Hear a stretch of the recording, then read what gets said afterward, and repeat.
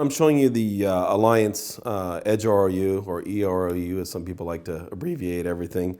What's unique about it? I mean, this particular unit has all the antennas built in to the unit, or in this radome right here. We also have a version that has external antennas only. It's designed for hard deck ceilings as well as drop ceilings. It is fiber fed. A single fiber allows you to drive 4 bands in various configurations. It also has essentially some daisy chaining and some splitting capabilities in terms of adding on new bands and different bands in the future. Even the unit that has the antennas built in also has external antenna capabilities as well, if that becomes desirable. It's very light, very small, low power consumption.